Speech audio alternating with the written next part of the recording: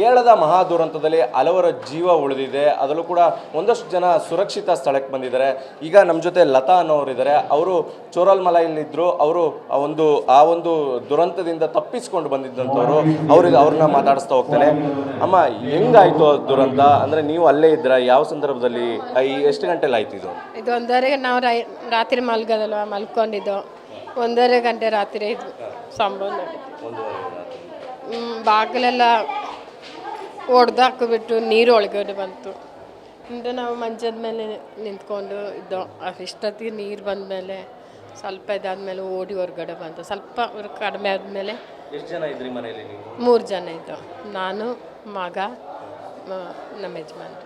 3 ಜನನೂ ಸೇಫ್ ಆದ್ರ ಅಥವಾ ಒಂದು ಮನೆಗೆ ಹೋಗ್ಬಿಟ್ಟು ಎದ್ರ ಮನೆಗೆ ಹೋಗ್ಬಿಟ್ಟು ಸೇಫ್ ಆದವು. ಅಲ್ಲಾದ್ಮೇಲೆ ನಡೆದ್ಮೇಲೆ ಇನ್ನೂ ನಮ್ಗೆ ಗೊತ್ತಿತ್ತು ಇನ್ನು ಆಗೋಕ್ಕಿಲ್ಲ, ನಾವು ಬಚಾವಾದ ಅಂತ. ಈಗ ಎಲ್ಲ 30 ಜನ ಇದ್ದವು ಒಟ್ಟಿಗೆ ಒಂದು ಮನೇಲಿ 30 ಜನ ಇದ್ದವು.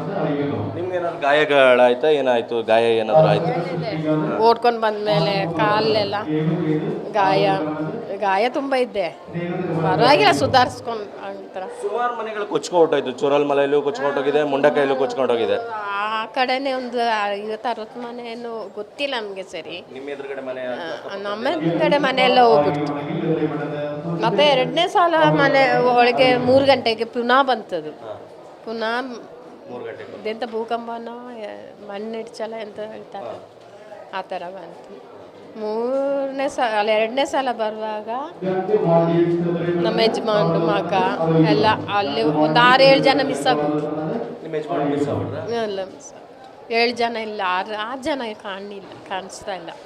ಈಗ ನಿಮ್ಮ ಯಜಮಾನ್ರು ಸಿಕ್ಕಿಲ್ವಾ? ಈಗ ನಿಮಗೆ ಅವರು ಮಿಸ್ ಆಗಿದ್ದಾರೆ ಈಗ. ಬಟ್ ನೀವು ಹೇಳ್ತಿದ್ರೆ ಇನ್ನೊಂದು ಮನೆಗೆ ಹೋಗಿ ಸೇಫ್ ಆಗಿದ್ವಿ, ಅಲ್ಲಿ ಉಳ್ಕೊಂಡಿದ್ವಿ ಅಂತ. 2ನೇ ಸಲ ಬಂತಲ್ವಾ ಇದು? ಮೊದಲನೇ ಸಲ ಏನಾಗಲಿಲ್ಲ, 2ನೇ ಸಲಕ್ಕೆ. ಯಾರ್ಯಾರು ನಿಮ್ಮ ಮನೆಯವರು ಮಿಸ್ ಆಗಿದ್ದಾರೆ? ನನ್ನ ಮನೆಯಲ್ಲ, ನಮ್ಮ ಯಜಮಾನ್ರು, ಮಗ ಇಬ್ರು ಕಾಣಿಸ್ತಾ ಇಲ್ಲ ಈಗ.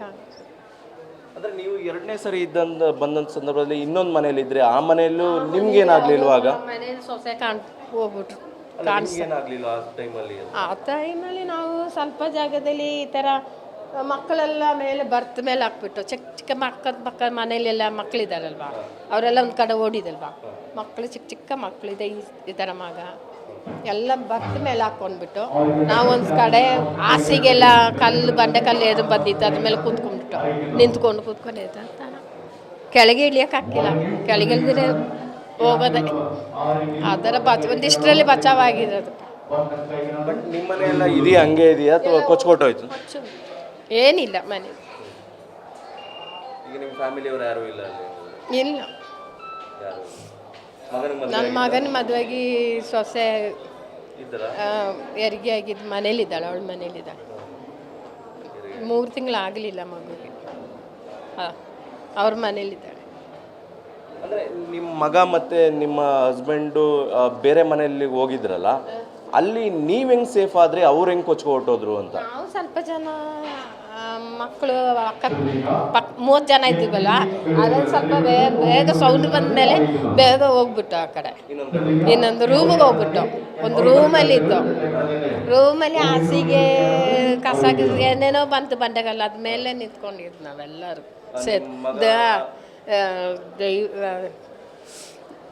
ಏನು ಹೇಳೋದು ಆಗ್ತಾನೆ ನಿಂತ್ಕೊಂಡಿದ್ದು. ದೇವ್ರನ್ನ ಕರ್ಕೊಂಡು ನೀವು ಬದುಕಿದ್ರೆ ನಿಮ್ಮ ಗಂಡ ಇಲ್ಲ, ನಿಮ್ಮ ಮಗನ ಬದುಕೋದು.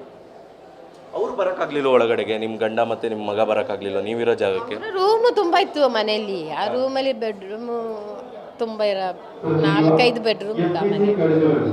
ನಾವು ನೆನೆಸ್ಕೊಂಡು ಅಲ್ಲೆಲ್ಲ ಇದ್ದಾರೆ, ಬಚಾವಾಗಿದ್ದಾರೆ.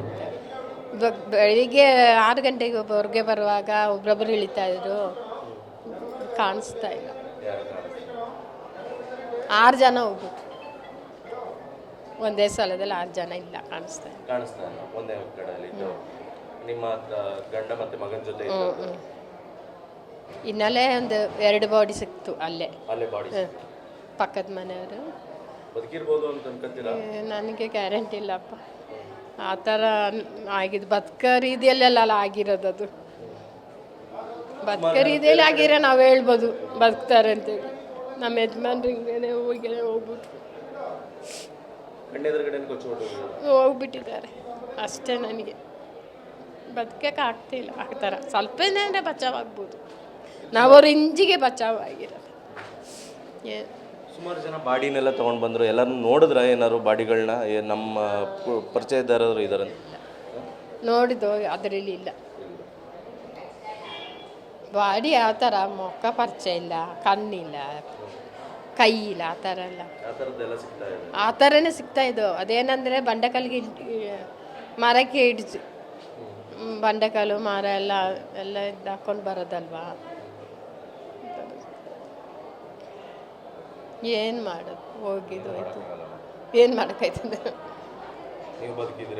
ಅಷ್ಟೇ ಬದುಕಿಗೆ ಇದ್ದೀವಿ. ಇದು ನಮ್ಮ ಅಕ್ಕನ ಮಗಳು. ಇದು ನ್ಯೂಸ್ ಕೇಳಿಬಿಟ್ಟು ಬಂದಿರೋ ಮಗಳದು, ಮಗಳಿಲ್ಲ ಅವಳು, ಆ ಥರ ಬಂದಿದ್ದು. ಏನು ಮಾಡಿ ಇವಿಷ್ಟು ಕಾಳಜಿ ಕೇಂದ್ರದಲ್ಲಿರುವಂಥ ಲತಾ ಅವರ ಮಾತುಗಳಾಗಿರುವಂಥದ್ದು. ಅಂದರೆ ಮೊದಲನೇ ಬಾರಿ ದುರಂತ ಸಂದರ್ಭದಲ್ಲಿ ಬದುಕುಳಿದ್ವಿ, ಅಂದರೆ ಎರಡನೇ ಬಾರಿ ನಡೆದಂಥ ಸಂದರ್ಭದಲ್ಲಿ ನನ್ನ ಪತಿ ಮತ್ತು ಮಗ ಕೊಚ್ಕೊಂಡು ಹೋದ್ರು ಅನ್ನುವಂಥ ಮಾಹಿತಿಯನ್ನು ಕೊಡ್ತಾ ಇರುವಂಥದ್ದು. ಕ್ಯಾಮ್ರಾ ಪರ್ಸನ್ ಪ್ರಮೋದ್ ಜೊತೆ ದಿಲೀಪ್ ಚೌಡಲಿ, TV9 ಕೇರಳ.